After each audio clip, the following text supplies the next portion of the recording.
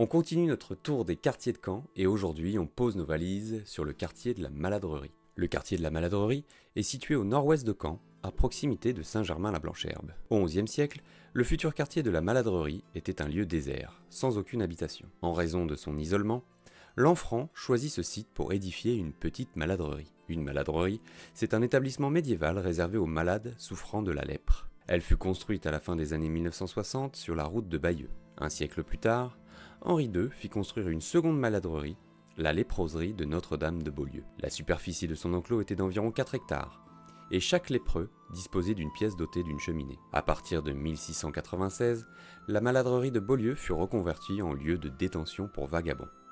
Et quelques décennies plus tard, on y internera les aliénés. Enfin, Beaulieu devint la maison centrale que nous connaissons aujourd'hui. À partir du milieu du 19e siècle, le hameau est relié au centre de Caen par un tramway. D'abord une hippomobile, puis ensuite un tramway électrique.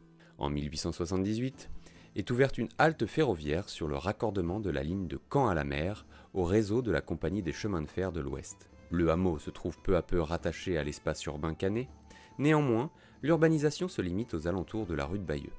Ce n'est qu'après la Seconde Guerre mondiale que le quartier connaît un développement important, pour compter aujourd'hui près de 9000 habitants. Aujourd'hui, on retient surtout la Maladrerie pour ses souterrains et anciennes carrières, mais aussi pour son célèbre club de foot, la Mosse. A bientôt pour un nouvel épisode.